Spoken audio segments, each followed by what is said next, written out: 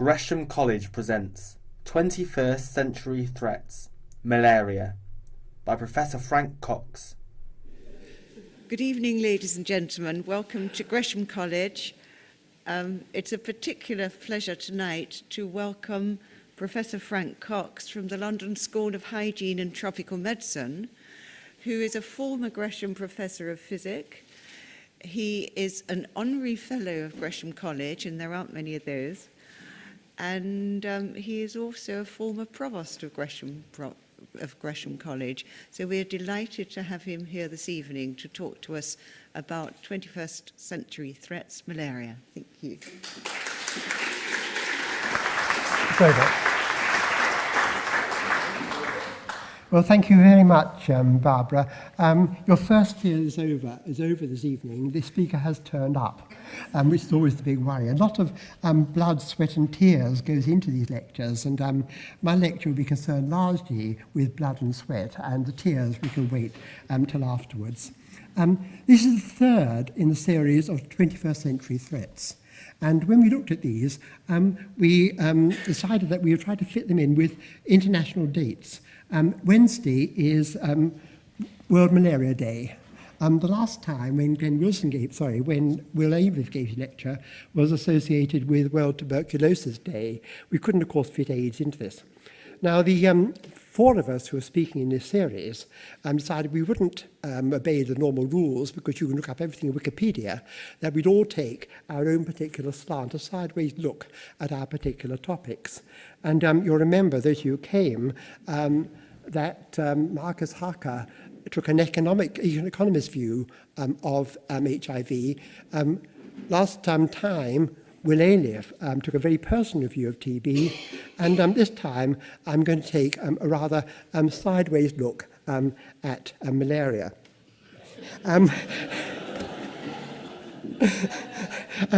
As this is Gresham College, I can say things here which one can't possibly say outside. So I thought I'd give you a health warning here. So those of you who are sensitive, you can leave now. And now, where are we with malaria at the present time?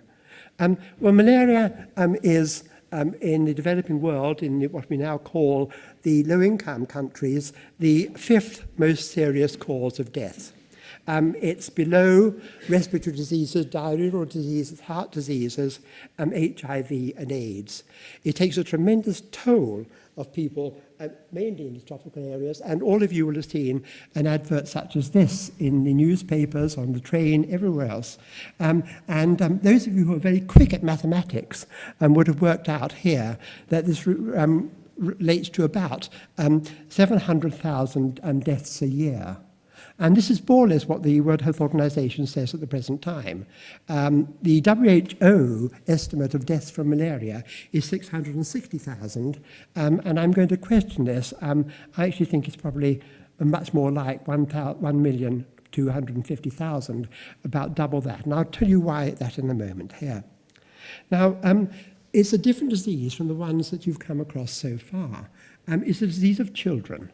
Very young children, mainly between the ages of 1 and 5. And as you remember, of course, from previous lectures, TB, mainly a disease of adults, and, of course, HIV/AIDS, certainly a disease of adults.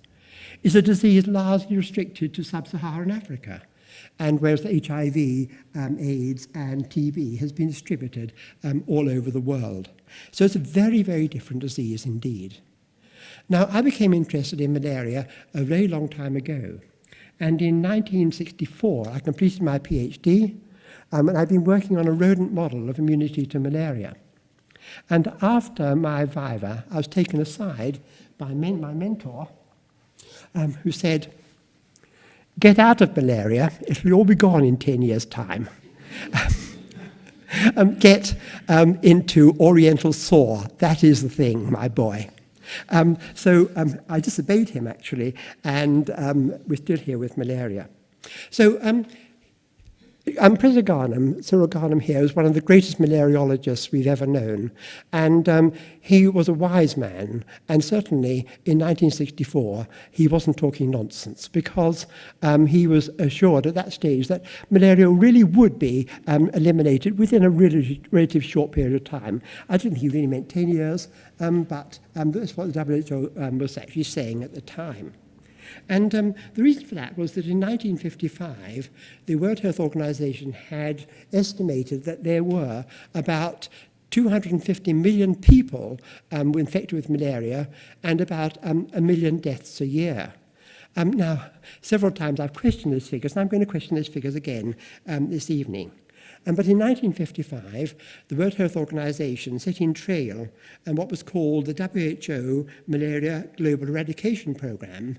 And at that time, it had the expertise, it had the personnel, had the expertise worldwide and the tools to attempt this very ambitious aim, 1955. In 1969, you remember the previous figures, there were 250 million people with malaria, 1 million deaths a year.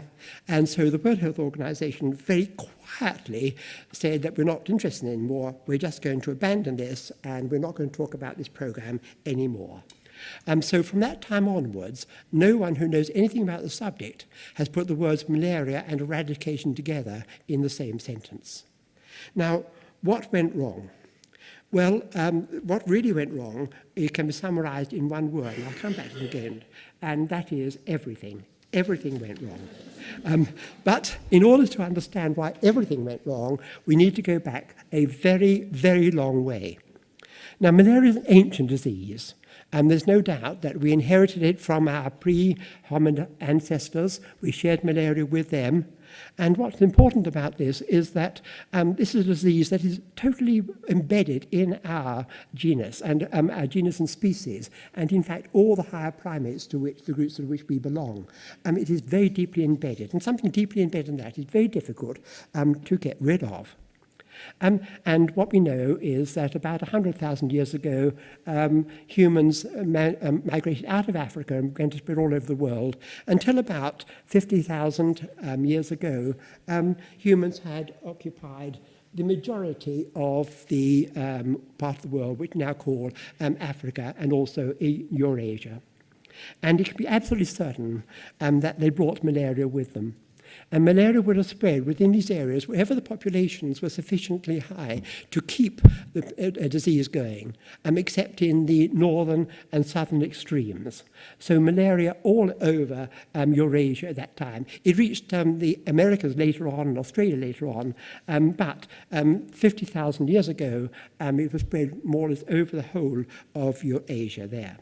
And there's no doubt it was there. We have enough evidence now from molecular remains that malaria was around, and we now are pretty sure that this is the disease we have today at the present time. Now, of course, we know nothing about how people felt about malaria at that period, and we could have known nothing at all until writing emerged about 5,000 years ago. But we know then that, of course, people must have been aware of malaria for a couple of very, very interesting reasons. Now, malaria is accompanied by fevers. Now, these fevers are very unusual. Fevers accompany all infectious diseases. And normally what happens is that one becomes ill with an infectious disease, develops a fever. That's all part of the healing process. The fever goes down, the person gets better. And all of us have watched television series with Victorian dramas where the heroine sweats away overnight and eventually comes out next morning and goes off and plays golf or tennis or whatever she's meant to be doing. And that's the normal thing. But malaria fevers are, in fact, very different from this. And because they don't come and go in one turn. They actually come and go in waves. Now, these waves are very interesting, very periodic, every 48 or every 72 hours. And these go on and on and on. And this is very, very unusual. And also they're associated with seasons. They're seasonal. Other diseases, other fevers don't have that sort of seasonality. I've simplified that diagram in this way to make it much easier that the red line shows our normal body temperature and the blue line shows temperatures over a period of days from malaria. Now, our ancient ancestors would have noticed, they must have been aware of this, but it wasn't until writing occurred that they began to comment on this and give it to us in a form we now understand. And the first records we've actually got from China from about 2700 BC, describing in detail these periodic fevers exactly as they're described in that one. And also, interesting enough, they devised cures for these fevers. And one of these cures was an extract of wormwood, and I'll talk about that in a couple of minutes. So they knew about malaria. We have records from Mesopotamia, from Egypt coming on. And then from about 500 BC, malaria in Greece becomes very, very apparent. And through this time, we've got detailed, absolute tremendous details of malaria. And anyone reading the descriptions, any clinician reading the descriptions would say this person has got malaria. There is no doubt about that whatsoever. So what we now know then is that for about 2,500 years, we knew something about malaria, and malaria was associated with fevers, these regular fevers, 48, 72 hours. And our ancestors also knew these were associated with swamps, misty ground, mist and things like that associated with swamps. And they were also seasonal. And these are fairly unusual features. And not unreasonably, people put two together and said, look, we've got this disease, it's with the swamps are messy things, something is coming out of these swamps, these are the miasmas, the airs, the unfoul airs rising from these swamps are giving us this disease. And in a previous lecture, I referred to this as swampiness. And so I will keep that word going. It's a disease I've invented myself, by the way, it's not a common one. But other people call it ague or marsh fever, and it occurs in our literature all the time. And the disease, malaria, ague, malaria actually was first described in English literature in 1746, so it's been here for a very long time. Now, it's traditionally in these lectures, at least it was in the last lecture, to show how many famous people have died of your particular disease, as related. And I thought this is quite an interesting one here. And these are some of the people who have died, the good and the great, who have died from malaria. And there's a serious side to this particular one here, because if you look down the left-hand column, you can see it's not a good time for popes. It's not true. And the reason for that is that over the period in the slide there, Rome was the most malarious place in the known world. So when a pope died, they called a conclave of bishops, of our cardinals, and all the cardinals came to Rome, and they all got malaria, and they all died. Then they called another conclave, and another group came along, and they died. And of course, the one I feel very sorry for, actually, is Pope Urban VII. He never actually became pope, as you can see there, because he died of malaria before he could actually be crowned.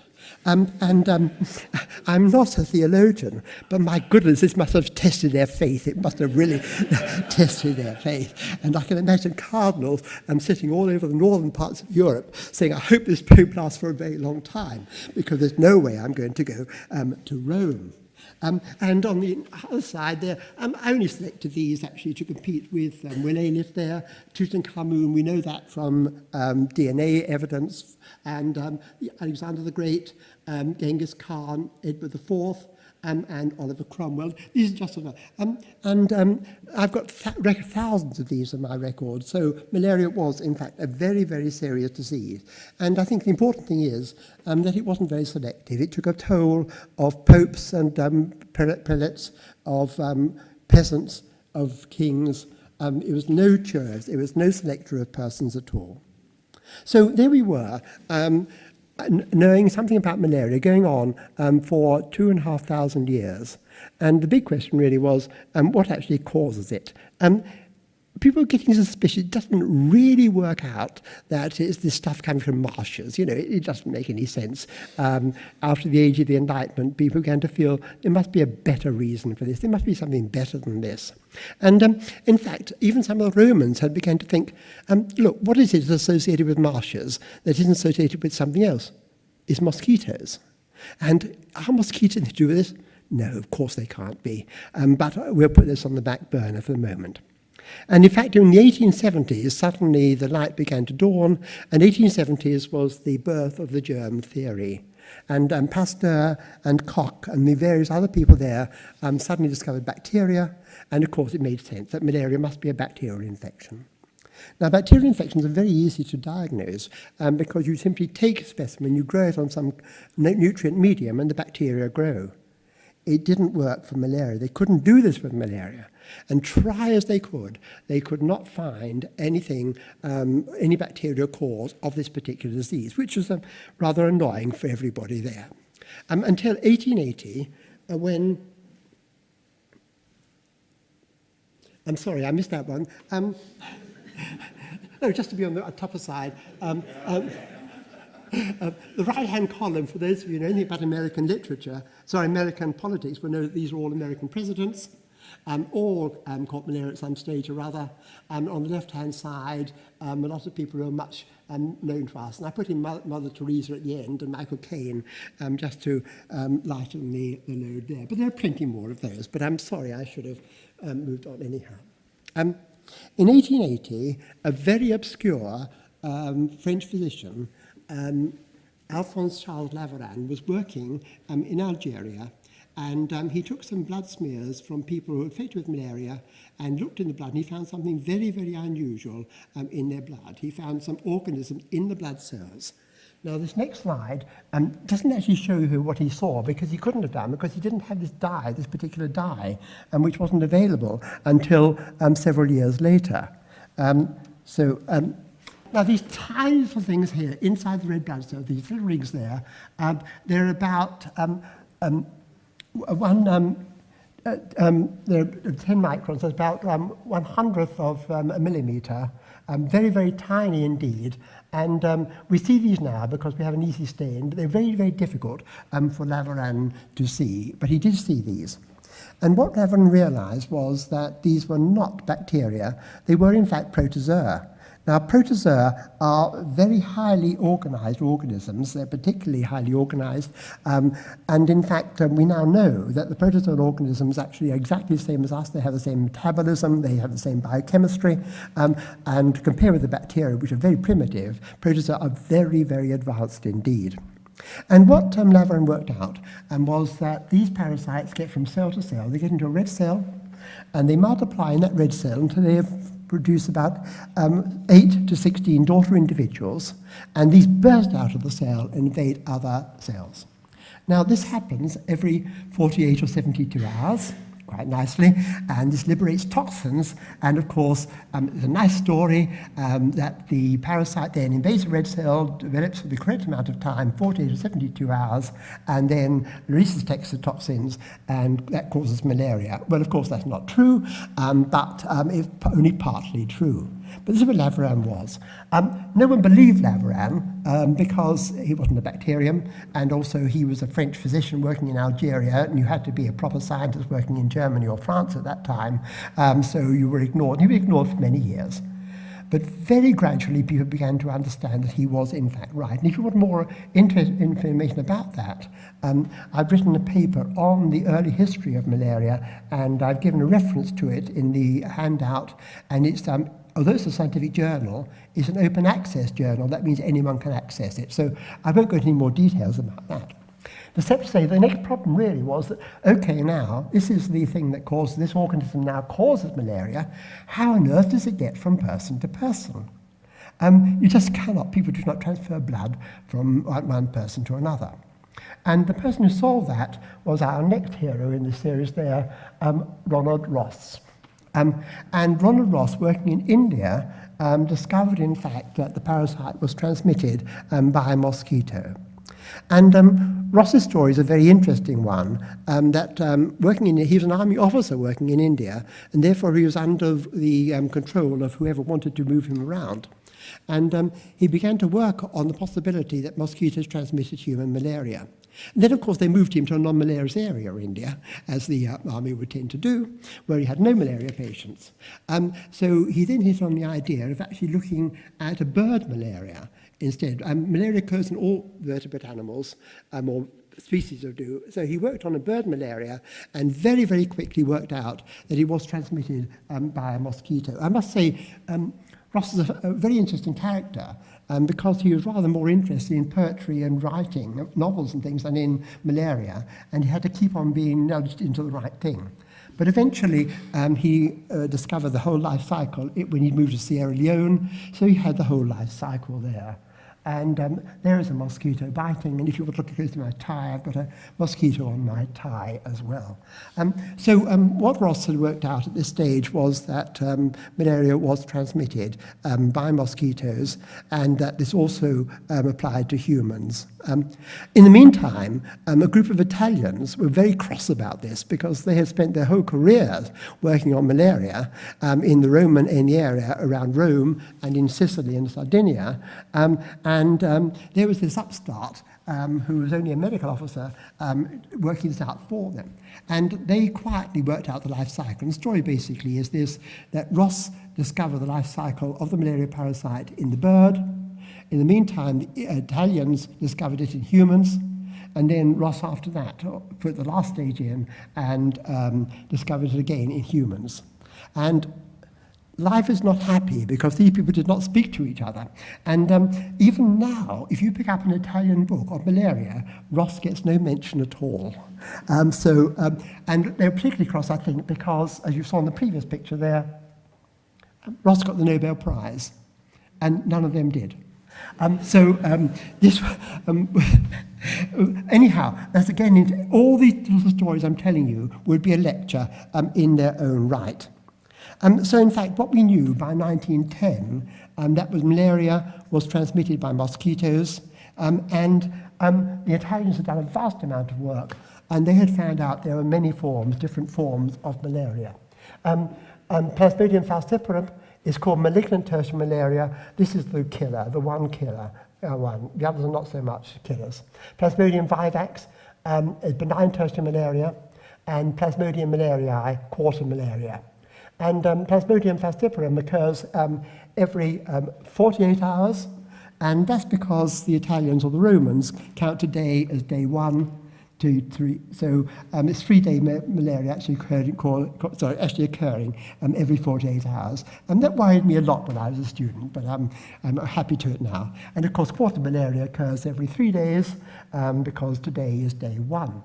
And these were the malaria parasites which were available and known in 1910. Another one emerged in West Africa in 1922, and then horror upon horror, a person was infected with what was thought to be a monkey malaria in 1932 in Malaysia. And in 1964, it was realized, in fact, that this is a human parasite now. So we've now got 5 species of malaria, and this occurred because people in Malaysia and all over Southeast Asia now are intruding into jungle areas, getting a monkey malaria, Plasmodium nosi, the monkey malaria, and becoming infected. And there have so far been several hundred deaths, many thousands of cases, several hundred deaths. And the most serious thing about Plasmodium nosi, which I won't talk about here, is that it's got a 24-hour cycle, very, very fast, kills very, very rapidly. And there's a lot of work going on at the moment from my own institution and other institutions on this particular disease. We have one stage missing in the life cycle, and that is that after the parasite is injected by the mosquito, it disappears for about 10 days. Where does it go during that period of time? A German called Schaudin thought that he'd discovered the parasite entering red blood cells directly, and that's been known as Schaudin's fallacy, and it rather put the research back many, many years. But in 1948, it was discovered, in fact, that the parasite develops in the liver for about 10 days. And the discovery was actually made by my mentor, Professor Garnham, and his colleagues at the London School of Hygiene and Tropical Medicine. So then, by 1950, we had the whole of the life cycle. And here is the life cycle. If I had £1 for every time this slide had been reproduced, I would be a very, very rich person indeed. But I'm going to take it very slowly. These are the salivary glands of the mosquito. And the parasites are injected, and they penetrate into the liver cells. Each of these is a fascinating story in its own right. And they develop for about 10 days in the liver cells, and they produce about 10,000 daughter cells there. We call these merozoites, but that doesn't really matter at all. These flood out and get into the red blood cells, and as Laveran discovered, they circulate there, and every 48 or 72 hours, they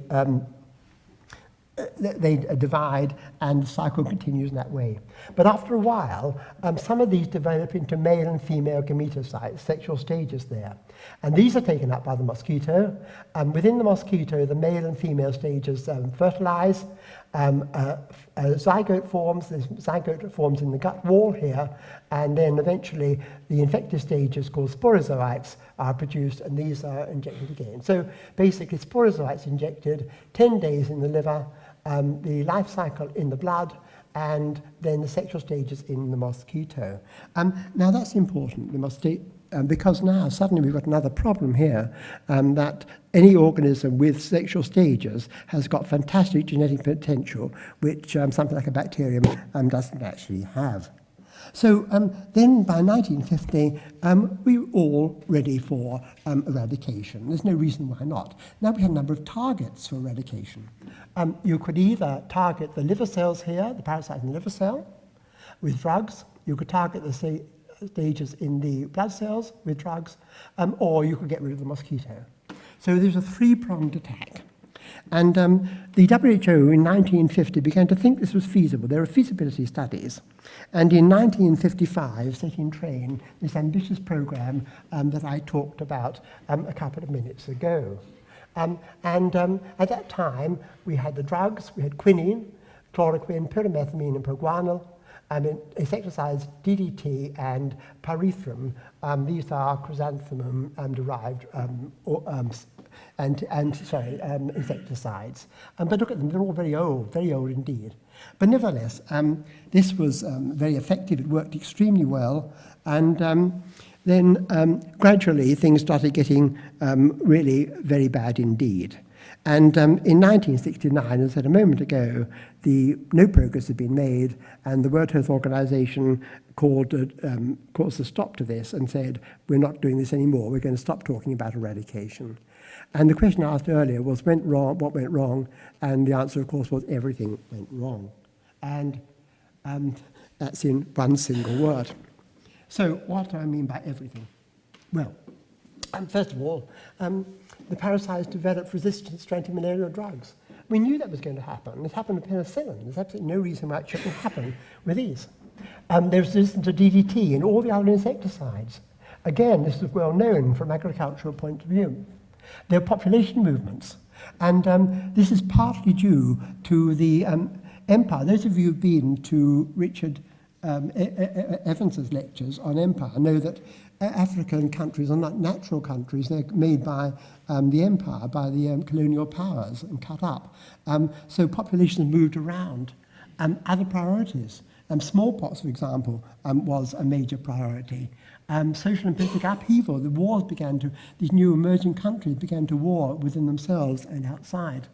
There was lack of sustainable funding and total inflexibility on the part of the World Health Organization. And this really brought the whole thing to an end. And the thing that really crowned it was the environmental damage caused by DDT. And the publication of this book by Rachel Carson in 1963, which drew attention to the fact that DDT was a cumulative poison and that it moved higher up in the food chain. And as a result of that, DDT, which was the only decent insecticide we had, was abandoned. And the sad thing about this is that it had nothing to do with malaria control, because DDT had been overused for agriculture, and it just flowed off into the fields, into the ponds and lakes and streams, and those were the mosquitoes became resistant there. They didn't become resistant to the mosquito ones, which were sprayed on walls, and the mosquitoes died shortly afterwards. Eventually, the American authorities thought, in fact, that the bald eagle might become extinct, rather put an end to the whole thing, and DDT disappeared. And DDT is now being created as a very good insecticide. It's now being used again, but we have abandoned, but it caused a lot of trouble at the time, and this meant the end of the program.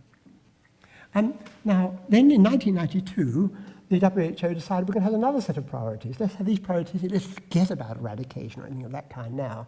Let's concentrate on early diagnosis, prevention of bed nets, mosquito nets, select and sustainable prevention, strengthen local capacity, and early warning of epidemics. Now, this is all very good, and that's absolutely fine, and this is really very, very sensible. This is a very sensible thing.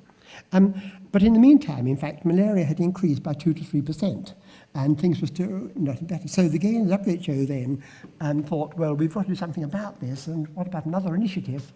And the 1998 initiative was basically this one, to halve cases of malaria by 2010 by giving priority to pregnant women and infants, providing insecticide-impregnated bed nets. Wonderful. 2010? Yeah, didn't work, did it? Still there, it's gone out of the way there. So that's the end of rollback malaria. So we now move on to the next initiative, where the Millennium Development Goals came into being. Goal 6 was combat HIV, AIDS, malaria, and other diseases. Goal 6 have halted by 2015 and begun to reverse incidence of malaria and other diseases. They've got about as much chance of doing that as Richard Dawkins has of becoming Archbishop of Canterbury. So I don't think there's any possibility of this happening at the moment. Where are we now? Well, I think the first thing we have to say is how much malaria is there? The figure quoted of the number of deaths from malaria was 250,000. And I couldn't work out how on earth one reached that figure, because malaria is incredibly difficult to diagnose. And it's suddenly hit on me, because I have a certain mathematical skill there. The highest estimate of deaths from malaria was 320,000, and the lowest death was 170,000. So simply, people who added these together, divided by 2, and that came out at 245,000. But that's not very sexy, is it? No. 250,000, much sexier figure. And that's rather good, isn't it? So now we've got 250,000 people dying of malaria, although no one's got the faintest idea how many there are until recently. Now, the WHO report in 2010 is still sticking to its old figure of 660,000. And these give the deaths per 1,000 population throughout the world. You can see here that most of these deaths now occur in sub-Saharan Africa. And rather than trying to look at malaria as a whole, it makes sense, in fact, to start concentrating on the areas where it's greatest, and then ignore the other areas there where the deaths are insignificant. And we've now got a number of new estimates from this one here. And this is the WHO figure again, 660,000. And recent research by a group a very large group of epidemiologists and mathematicians working in Washington and in Queensland have come up with a totally different set of figures which look quite alarming here. Now, what you'll see from these figures here is that they rise to a high level there in 2004 of 1.8 million, which is much higher than we thought before. But the good news is that that's now declining. And the figure now estimated is that we've got about 1.2 million people infected with malaria.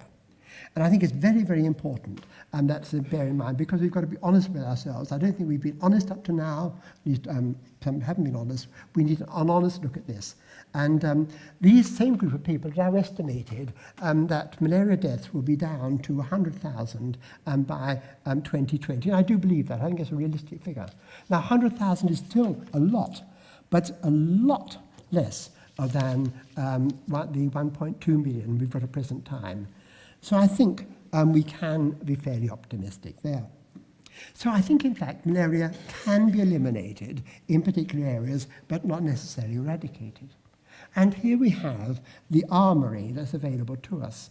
Again, the first figure is an estimate, these are the people, simply on the people who subscribe to this sort of malaria webnet, Facebook type thing. So it's only a guess. The guess is that if you're interested in malaria, you'll be on that list anyhow. It may be larger than that. Now, of course, up to now, we thought about only scientists and clinicians being involved in malaria. We now realise we have to involve sociologists and economists, politicians and decision makers, funders and providers, and they will come together working on the elimination of malaria. And at the School of Tropical Medicine, where I work at the moment, we have people working in all of these areas. One has got to work together. So we've now got the people, we've got the real people there who can actually do the work. And the next thing about the armoury is new diagnostic techniques. I showed you that slide earlier when I was talking about Malaria. Beautiful smear, but it takes a lot of technique, a lot of time. You've got a lot of expertise and good microscopy. It takes a long time. We need a quick diagnostic technique. And there are lots and lots of these diagnostic techniques. They're all around. And basically what happens, you take a drop of blood and you put it in one of these cavities here, one of these little holes there, and wait a bit, and then a line, one or more lines comes up on these here. And these are very quick, very, very cheap, very easy to use. But as you'll see, there's a plethora of them. And they're not all satisfactory. They lack sensitivity or specificity. They lack reliability. And what's more important is that they are not easy to use, which is the problem. So while we've got a whole lot of these, we've got a lot to do before we can get to a stage where we've got a single technique which is actually as reliable, for example, as the pregnancy test. We're looking here at the parasite enzymes, which are much more difficult to isolate than hormones, as in the pregnancy test. But it won't be long before we do get a very, very sensitive test. And some of the best ones of these can actually tell you what species of malaria it is. So we have a real need now for a better test. And our next tool are the anti-malarial drugs. Well, we've got a lot of them. A very large number of them, but I think what you'll look here is that many of them are very, very old. And some of these are old. This is the one now. This is Malaria, the most common one, the one that most of us will take if we're going abroad. And those of us who are old enough to remember, you took a small one on Monday, Tuesday, Wednesday, Thursday, and Friday. Saturday, you remember that. Of course, you all remember that. So that was proguanil that you took every day. And on Sundays, you took chloroquine. And everyone remembers doing that. And that was absolutely fine, of course, until resistance to chloroquine and proguanil and all of these. So we've got a lot of drugs here at the moment here, and all of them have some side effects. All of them have brought with them some sort of resistance. So we need some more. Now, the current malarials are the artemisinin compounds developed in 1979 to 1990 and used in combination with other drugs from 2006 onwards. Here is artemisinin, and lo and behold, that is actually sweet wormwood. Do you remember? We went back 2,500 years. The Chinese were actually using this, and so there we are. So we're using that ancient drug again now. It comes under a variety of names. The Chinese call it qihasu. Various derivatives of it are artemisinates, artemether, and artemisinic acid. And that was my old favourite, because in 1986 and 1987, I was invited to China on behalf of the World Health Organization to have a look. That's me, believe it or not. And that's not the same coat I've got now, by the way. It's just that Burberry don't change their coats very frequently. Their model's quickly there. And there I have been working, and there I am using the Barbara Anderson pose, which many of you have seen in previous slides there. And there I am telling somebody something they don't want to know anyhow. I made 2 trips, and I came back, and I told the organizer, the World Health Organization, that this drug was absolutely fine, but there was absolutely no way it could be synthesized. That I talked to my botanical colleagues, plant biochemists, and they looked at it and said, no, it cannot be synthesized. We were wrong. It can be. But nevertheless, so this is a confession I want to make, just to show that here. So anyhow, never mind, I thought you'd show this. That's me being myself, as you probably guess, and that's me with my raincoat, which I wear all the time. Anyhow, in order to protect artemisinin now, these compounds, last week in Nature, only last week in Nature, I must go back 2 here, it was discovered that the active component can actually be extracted from the acid here. So it does mean that we've got much more of it. And that's going to reduce the price by about half and also reduce the time. So it's going to be much easier to produce this. It's very time consuming because you start off with the leaves of the plant, grind them up and pass them through numerous different... It's very, very difficult to do. And it cannot be synthesized. I'm pretty sure of that. I think I was right with that. But you can be semi-synthesized. Semi-synthesized. So there are two ways of using this. I'm using it in combination with other drugs so that resistance doesn't build up, and that's going to be very carefully controlled.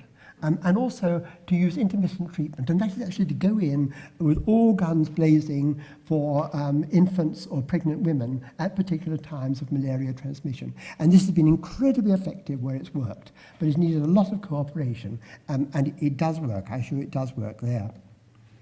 So our next weapon is insecticide-treated bed nets, and I played a recording that I gave on World Service only about 10 years ago when I said that vaccines were the important thing and insecticide-treated bed nets were going to be no use whatsoever. They're far too expensive and can't be used. So as the second one, you know, that perhaps the WHO should have told to me, stop even working on malaria, just do something useful like writing a novel. But nevertheless, insecticide-treated bed nets have been very, very useful indeed. This is an old bed net there. This is a very cumbersome one, but they come much better than that. Now, bed nets come in a variety of different ways, and these are the choices you have. You can have them non-treated, or you can have them insecticide-treated, and these are much better. Or you could have them long-lasting treated, and they last for 5 years. A single treatment lasts for 5 years, which is very, very good indeed. They can be rectangular or conical, coloured, and dark green are preferable to dark blue, to light green, to light blue, and white is the least popular of the lot. And they can be cotton, polythene, polyester, and nylon, and they can be treated with a different set of insecticides. And this gives the local people using these a tremendous choice, that they become involved. Now, we're actually involving the people themselves. They choose the nets themselves. They choose the colour. They really didn't have much choice about the... And they all want to use cotton. Cotton is much more comfortable, but it doesn't hold the insecticide as well as some of these synthetic dyes. But that's going to come. We're going to get eventually cotton material there, which can be all produced locally, and everything can be done locally. And at the moment, the nets are actually impregnated locally. So it is a very, very simple system. And I think that... well, where it has worked, it's worked tremendously. The problem is that not enough people are using it. For example, the number of people using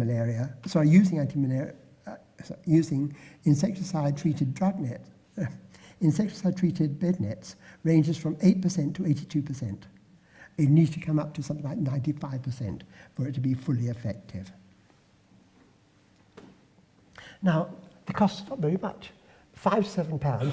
If we want to buy them from Amazon, I checked yesterday, we can get one for £10 to £15. They're doing an offer at the moment of £14 if you really want to buy it at the moment. But it depends how much you're willing to pay. In Ethiopia, people are prepared to pay £2. In Kenya, 40 pence. All this used to be in dollars, and I don't believe in all this stuff about dollars. I've translated everything into pounds. It's much more sensible. And the colours, green is better than blue, is better than white. Dark is better than light. Material is better than cotton, and the actual usage, I say, is 8% in Chad to 82% in Mali. So what we're going to do is bring the whole thing up there. So insecticide-treated bed nets, I think, are going to be the answer. Now, what? No vaccines? Yes. There was a book called Waiting for the Vaccine, published in 1992, I think it was, and we're still waiting. And I don't think we are going to get a vaccine. There's been a lot of fuss about a vaccine called RTSS, which had 55% efficacy in African trial. Yes, 55% efficacy after 4 injections and lasted for less than a year. And some of the children actually went down with meningitis. If I'd been a bacteriologist, I'd have said this is a total failure. And the second vaccine which is going at the moment is by Santara, and that was a very much smaller trial. 44 people were involved and 2 people were protected. We're a long, long way from vaccine.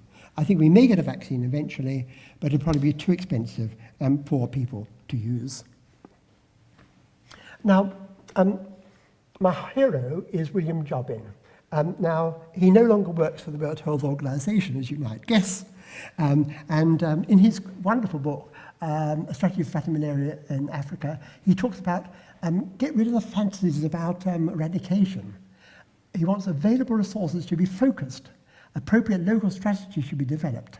And then malaria can be reduced to levels that are tolerable and sustainable. And I'll go with him 100% of the way with this one. I think this is what we can do. We're not going to eradicate malaria, get it down to a level at which we can actually live with it. And I've got very number of reasons to be hopeful about this. First of all, malaria doesn't pass directly from person to person. It's unlike TB or HIV. It is not a disease of poverty. It's a disease of poor countries, but not of poverty. Otherwise, popes and bishops wouldn't have gone down with it. It is not a disease associated with unsanitary conditions. You've been by a mosquito anywhere. It's easy to prevent with mosquito nets. Easy to diagnose. We've got diagnostic techniques. HIV and TB are very difficult to diagnose. And malaria, easy to treat. Again, TB and HIV are not easy to treat. Now, this is the cost of intervention. And there's this huge book about the size of a telephone directory called Sources and Prices of Selective Products for the Prevention of Diagnosis and Treatment of Malaria. Treatment, 80 pence to £2. Bed nets, £5. Diagnostic techniques, 37p. Now, that doesn't sound very much, except before I came here this evening, I went across to Boots, and you can buy 16 paracetamol for 15p. You can buy 100 aspirin for £1. You're asking a lot there. So these drugs have got to come down in price. They've really got to be put into the same price as we have for something like paracetamol or aspirin. I want to put the cost of malaria into some sort of perspective. HIV/AIDS kills 1.8 million people a year, and it costs £18,000 to cure a person from HIV/AIDS. Tuberculosis, 1.7 million, it costs £5,000, but if they're resistant, it costs up to £70,000. Malaria, it costs £2. I think somehow we're getting our priorities slightly wrong. Now, the last arbor we've got, like that, were the local health personnel. Now, these are, in fact, the most important people, empowered people. Yeah. And starting in 1905 was a system called the Home-Based Management of Malaria, HMM. And basically, the idea of this was to select and train community health workers as community medicine distributors. They had to make sure the available drugs are available and usable in blister packs. In other words, they couldn't be contaminated. Blister packs. 24 access, and what I mean close to home, within an hour's walk. Diagnosis of malaria and prescription of appropriate drug. All this is feasible. We give these people now these new diagnostic techniques to use themselves. That's why they've got to be easy to use. They've got to be reliable. We've got to have the drugs. We've got to put them into blister packs so they can't go wrong. They can't be contaminated in any way. And we've got to provide people with mosquito nets, these mosquito nets. And I really think that this is going to work, and it's worked where it is. But the challenge really is that we are fighting against time. That this is the population of Africa, south of the Sahara, and you can see it's roaring away at the moment. So what we've got to do is try to keep this disease within some sort of control. We've been lucky so far with the funding agencies, the very last ones there. And there have been numerous funding agencies. The Bill and Melinda Gates Foundation has been very, very generous, and many others, DFID, have been generous. What has happened is we had a lot of money in the past, and now we come to the sad story. This is the tier part of this, and this is the Global Fund to fight AIDS, tuberculosis, and malaria. And this was established by part of the Gates Foundation, and the idea was to get £18 billion from 54 countries.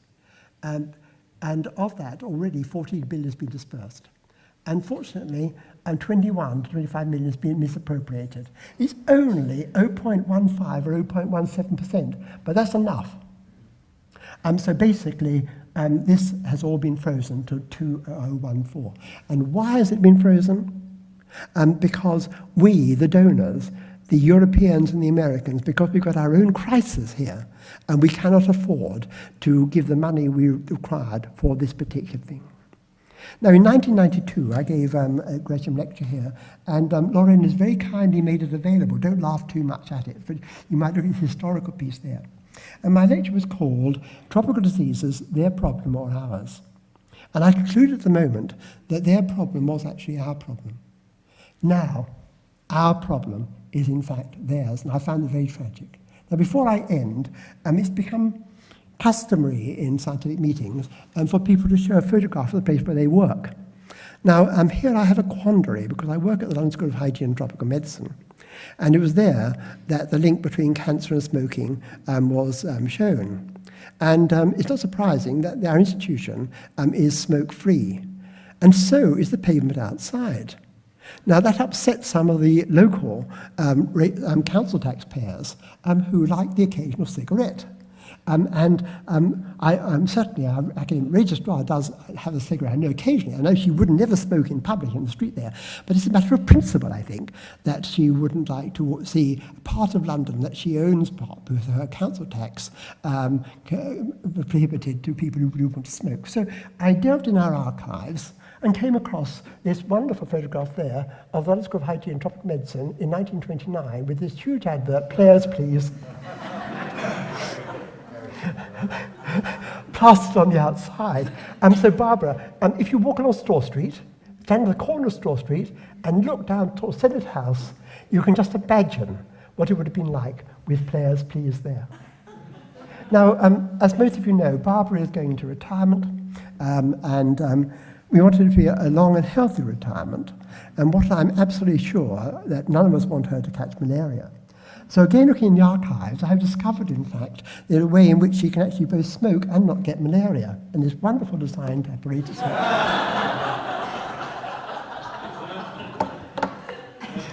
Thank you very much. Thank you.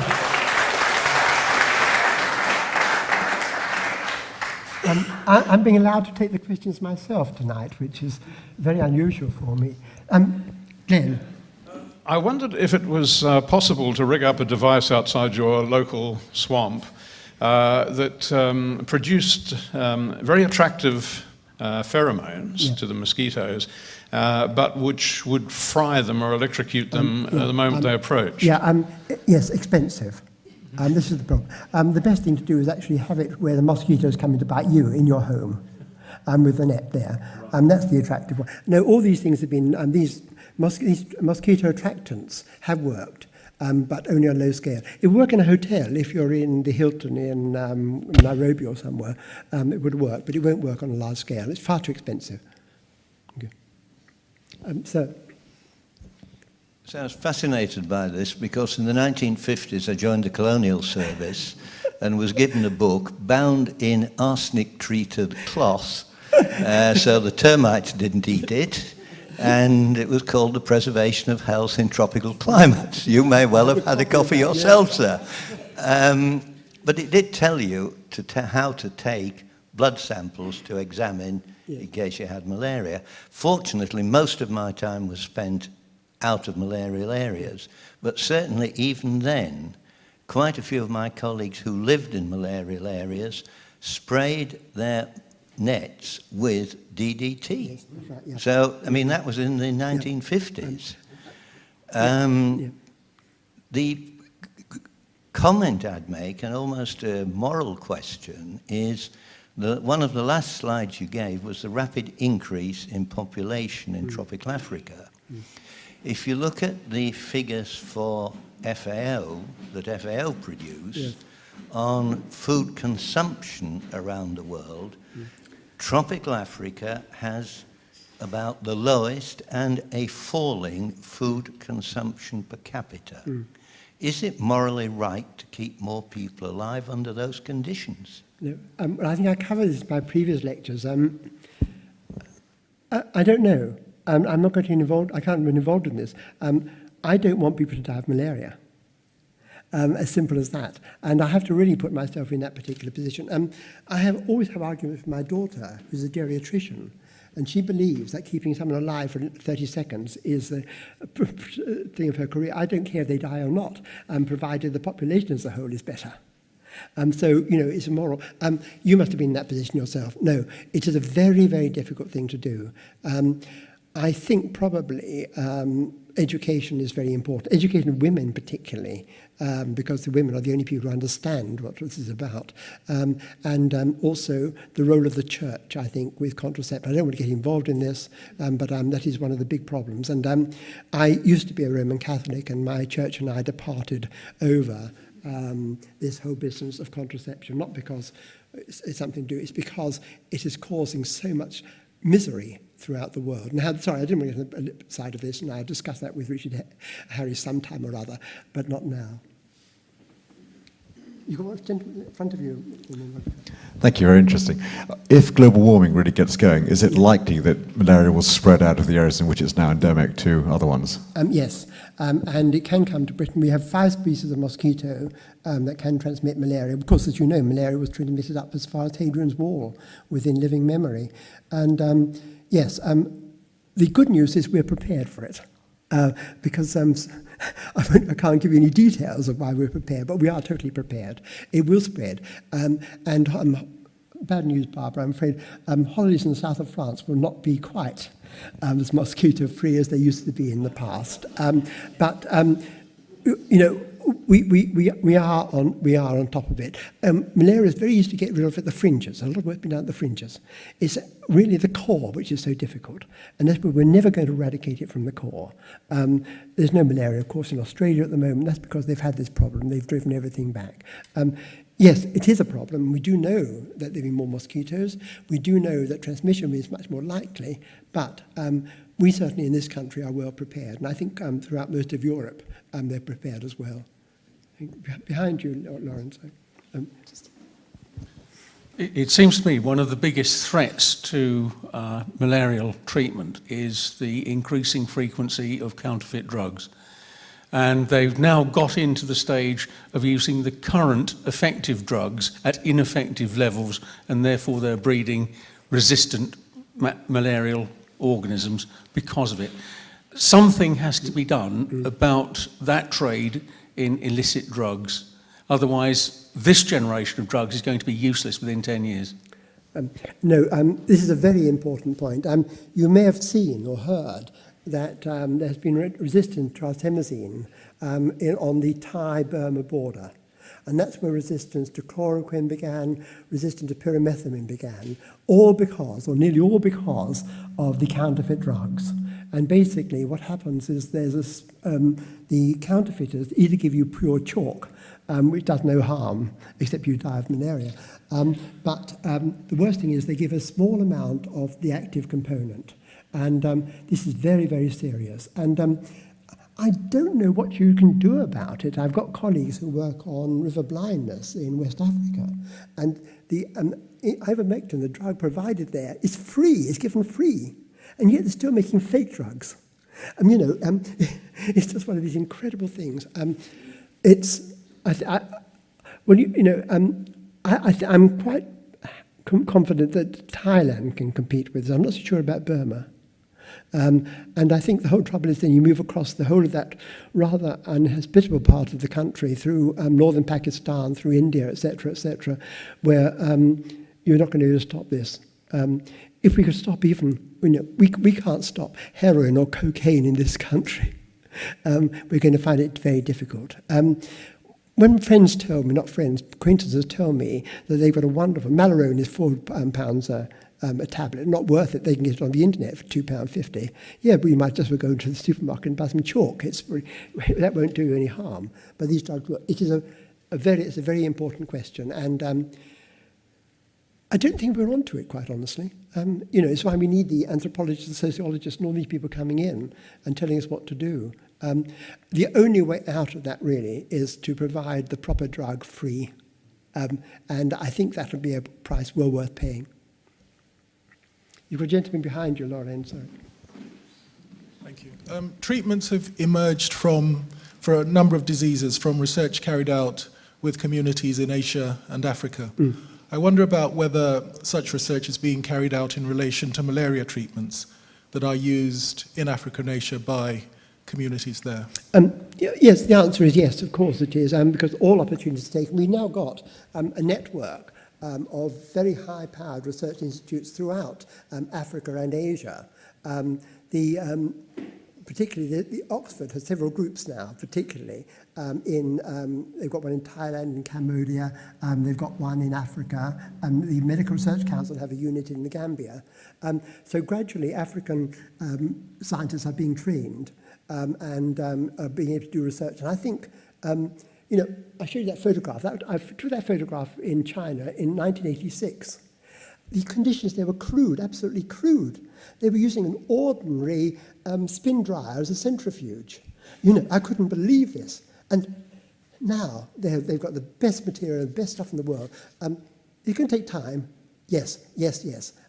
But I think you're absolutely right that the future for malaria, not only malaria, but other African disease, sleeping sickness, for example, particularly, and my old friend Oriental sore. The future, I think, of these will lie in Africa. I don't think Africa particularly can keep on relying on the vagaries of European and American money. It'll take time, 25 years, 30 years. Scientists are there. It's going to be fine. So I think probably the whole thing is going to have to shift. I'm afraid we're running slightly short of time. Gresham has got a law about 7 o'clock. So we've got 2 more questions, I think. So there's one at the back. Just out of interest, how do the artemisinin compounds work? Like, what do they do to the life cycle or to the parasite? Okay. I'm glad you asked that question because that's my own particular line of research. No, eventually what it does is generate... are you a chemist? No, okay. They cause the generation of oxygen-free radicals and nitric oxide. And nitric oxide and oxygen-free radicals hit the membrane of the parasite and the DNA and disrupt the DNA. So basically that's what they do. Yes, we do know how it works. And that was one of the reasons I actually went out to China at that time, because I was one of the people who knew how some of these things actually do work. I'm glad you asked me about my own research. It's, but these are dangerous compounds and have to be controlled very carefully. We do know how they work. What we don't know is how resistance develops, and that's going to be another problem. I've primarily been concerned with the global response to HIV, but sometimes during your presentation I thought I have been in this movie already. Yes. What are your lessons from your experience of the policy, politics to eradicate, contain, roll back malaria for the evolving global response to HIV? Jobin's book, I think, is something here. What we've got to do is be realistic, and this is the most important. We have not been realistic or honest. There's no saying, and I found in some house in Devon, it says, "To your own self be true." That's what you've got to do. We've got to be honest and feasible. We cannot go on making false promises time and time again. The cavalry is not coming. I think that's the most important thing, to say that. HIV/AIDS is something that I know something about, but I don't know enough to comment on that. But all I do know is that if the money that's gone into HIV/AIDS and those global programs have gone into malaria, we wouldn't have 1 million people dying from malaria now. So my priorities are different. Okay. I think we've got to come to an end now. I'm sorry about that. We have a rule here about this. So thank you very much. For all information, please visit www.gresham.ac.uk.